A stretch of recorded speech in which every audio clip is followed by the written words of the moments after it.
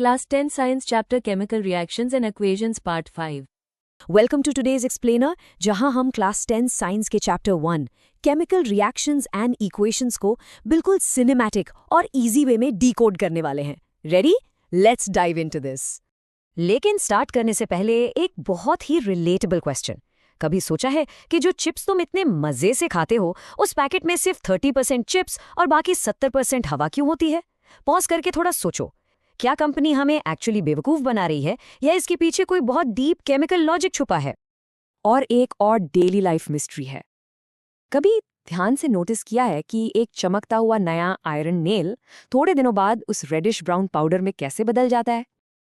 इन दोनों everyday mysteries का answer ना एक ही मैजिकल प्रोसेस में छुपा है, और वो है केमिकल रिएक्शंस। आज हम इन्हीं सीक्रेट्स को विजुअली अनरावल करेंगे। So moving to section 1, oxidation and reduction.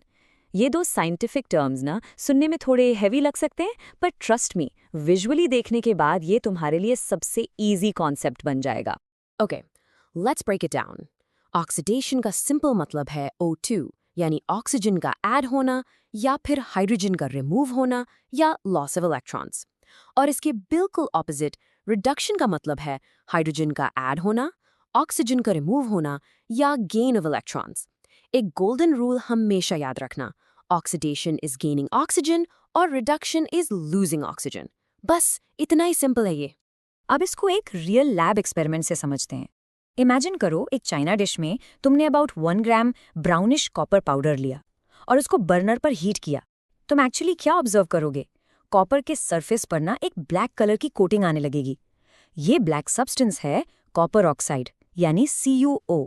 ये इसलिए बना क्योंकि हीट करने पर हवा की ऑक्सीजन उस कॉपर के साथ ऐड हो गई।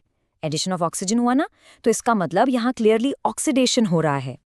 अब यहाँ से एक और इंटरेस्टिंग टर्म आता है, रेडॉक्स रिएक्शन। देखो, जब किसी केमिकल रिएक्शन में ऑक्सीडेशन और रिडक्शन दोनों एक साथ होते हैं, यानी कंप्लीटली साइमल्टेनियसली होते हैं, तो उसको हम रेडॉक्स रिएक्शन बोलते हैं। रेड फॉर रिडक्शन और ox for oxidation. Kind of makes a perfect match, right? So the most crucial point here is understanding the agents. Students हमेशा इन agents में बहुत confuse होते हैं, पर इसका एक बहुत simple rule है। जो substance सामने वाले को oxidize करता है और खुद reduce हो जाता है, वो oxidizing agent होता है। और इसके बिल्कुल रिवर्स, जो substance खुद oxidize होता है और दूसरे को reduce करता है, वो reducing agent कहलाता है। जिसका oxidation होगा, वो reducing agent होगा। एकदम clear? Alright, section 2, the danger of corrosion. जब यही ऑक्सीडेशन रिएक्शंस बिना हमारे कंट्रोल के एनवायरनमेंट में ओपन में होती हैं, तो मेटल्स डिस्ट्रॉय होने लगते हैं। करोजन का सिंपली मतलब है जब एनवायरनमेंट इन मेटल्स पर अटैक करता है। जब भी मेटल्स मॉइस्चर, वाटर या एसिड्स के डायरेक्ट कांटेक्ट में आते हैं, तो उनका सरफेस कोरोड होने लगता है। तुम्हें पता है, इसकी वजह से हर साल शिप्स, कार बॉडीज, ब्रिजेस और हमारे घरों की आयरन रेलिंग्स में मैसिव फाइनेंशियल डैमेज होता है। लिटरली मिलियंस वेस्ट होते हैं इन ऑब्जेक्ट्स को रिप्लेस करने में। और एक बात, अलग अलग मेटल्स अलग तरीके से रिएक्ट करते हैं। आयरन जब रिएक्ट करता है तो रेडिश ब्राउन रस्ट बनाता है, और इसका फॉर्मूला जरूर याद रखना, Fe2O3.XH2O। वहीं गर्ल्स जो सिल्वर की ज्वेलरी पहनती हैं, वो हवा में प्रेजेंट हाइड्रोजन सल्फाइड से रिएक्ट करके ब्लैक सिल्वर सल्फाइड बन जाती है। और कॉपर, वो एयर में कार्बन डाइऑक्साइड और वाटर से रिएक्ट करके एक ग्रीन कलर का बेसिक कॉपर कार्बोनेट बनाता है। और ये भूलना मत, ये रस्टिंग और करोजन की सारी प्रोसेसेस एक्चुअली रिडॉक्स रिएक्शंस ही हैं। तो आखिर इस डैमेज को हम रोकें कैसे? Well, here are the practical prevention methods. पहला, एक सिंपल फिजिकल बैरियर बना दो। मेटल के सरफेस पर पेंट, ऑयल या ग्रीस अप्लाई कर दो। दूसरा अमेजिंग मेथड है गैल्वेनाइजेशन, जिसमें हम आयरन पर एक प्रोटेक्टिव जिंक लेयर की कोटिंग करते हैं। और तीसरा स्मार्ट तरीका है अलॉइंग, जैसे आयरन में क्रोमियम और निकल मिक्स करके हम स्टेनलेस स्टील बनाते हैं, और स्टेनलेस स्टील पर तो कभी रस्ट नहीं लगता। Moving on to section 3, understanding rancidity in food. Oxidation सिर्फ लोहे को ही नहीं, हमारे टेस्टी खाने को भी स्पॉइल करता है। Take a second and pause and think. जब तुम ऑयली फूड जैसे फ्राइज या पकौड़े बहुत दिन तक ऐसे ही ओपन में छोड़ देते हो, तो क्या होता है? उसमें से एक अजीब सी बैड स्मेल आने लगती है और पूरा टेस्ट खराब हो जाता है, राइट? इसे हम साइंस में रैंसिडिटी कहते हैं। बेसिकली फूड के अंदर जो फैट्स और ऑयल्स होते हैं, वो हवा के कांटेक्ट में आकर कंप्लीटली ऑक्सीडाइज हो जाते हैं। And this brings us right back to our opening mystery. Chips का पैकेट 70% हवा से क्यों भरा होता है? Well, वो हवा एक्चुअली नाइट्रोजन गैस होती है। नाइट्रोजन गैस एक प्रोटेक्टिव शील्ड की तरह काम करती है। ये चिप्स में प्रेजेंट ऑयल को ऑक्सीजन के कांटेक्ट में आने से रोकती है ताकि तुम्हारे चिप्स महीनों तक क्रिस्पी एंड फ्रेश रहें और बिल्कुल भी ऑक्सीडाइज ना हो। अब चिप्स को तो कंपनी बचा लेती है, बट घर पर हम रैंसिडिटी कैसे रोकें? बहुत सिंपल है। फूड आइटम्स को रेफ्रिजरेट करो, कुक्ड फूड को डायरेक्ट सनलाइट से बचाकर रखो और हमेशा एयर टाइट कंटेनर्स का यूज करो। एक और बहुत साइंटिफिक तरीका है एंटीऑक्सीडेंट्स यूज करना, जैसे BHA और BHT।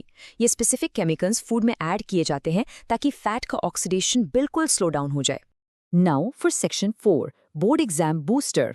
जो कॉन्सेप्ट्स अभी हमने विजुअली पढ़े वो डायरेक्टली आपके बोर्ड एग्जाम्स में आखिर कैसे पूछे जाते हैं? Let's crack them right now. यह हाईली टेस्टेड इक्वेशन 2018, 2022 और 2024 के बोर्ड एग्जाम्स में आ चुकी है।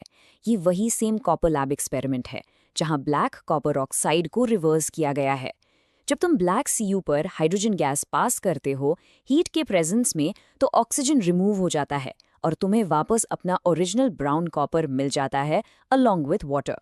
It's a classic example of a reverse redox reaction. इसे अभी के अभी अपने दिमाग में लॉक कर लो। अब एक direct board exam type question solve करते हैं। तुम्हें आइडेंटिफाई करना है कि इसमें कौन ऑक्सीडाइज हुआ और कौन रिड्यूस। रिएक्शन है zinc oxide plus carbon which gives zinc plus carbon monoxide. ध्यान से देखो, रिएक्टेंट साइड पर जिंक के पास ऑक्सीजन था, पर प्रोडक्ट साइड पर आते आते वो अकेला जिंक रह गया। ऑक्सीजन रिमूव हुआ ना, तो इसका मतलब जिंक ऑक्साइड रिड्यूस हो गया। और कार्बन के पास कुछ नहीं था, लेकिन प्रोडक्ट साइड में आकर उसमें ऑक्सीजन ऐड हो गया, सो कार्बन यहाँ ऑक्सीडाइज हुआ है ना? बहुत सिंपल। और ये थ्योरेटिकल रीजनिंग क्वेश्चन भी रीसेंट बोर्ड एग्जाम्स में बहुत कॉमन रहा है। Why are oil and fat containing foods flushed with nitrogen gas? इसका आंसर तो अब तुम सब जानते हो।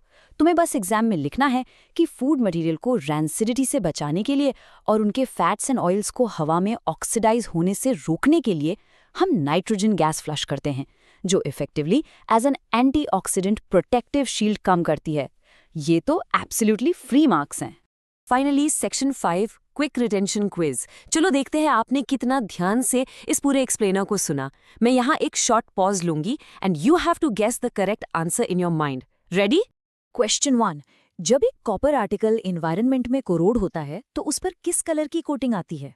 आयरन पर तो ब्राउन आती है, सिल्वर पर ब्लैक आती है, बट कॉपर पर? Pause and think. The correct answer is green. Copper atmosphere की कार्बन डाइऑक्साइड और वाटर से रिएक्ट करके ग्रीन बेसिक कॉपर कार्बोनेट बनाता है। क्वेश्चन 2, एक और board level check. Reaction zinc oxide plus carbon gives zinc plus carbon monoxide में कौन सा सब्सटेंस एक्चुअली ऑक्सीडाइज हो रहा है? सोचो।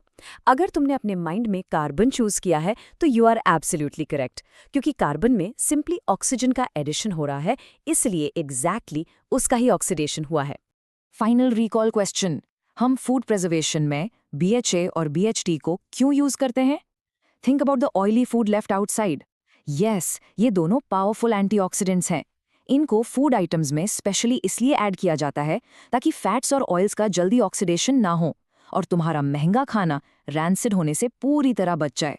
देखा, केमिकल रिएक्शंस एंड इक्वेशंस ना बिल्कुल भी कंफ्यूजिंग नहीं लगेंगे अगर हम उन्हें रियल लाइफ एग्जांपल्स और क्लियर विजुअल्स के साथ कनेक्ट करें। एक बार कॉन्सेप्ट क्रिस्टल क्लियर हो गया तो एग्जाम्स में न्यूमेरिकल्स और इक्वेशंस ऑटोमेटिकली बहुत इजी लगेंगे।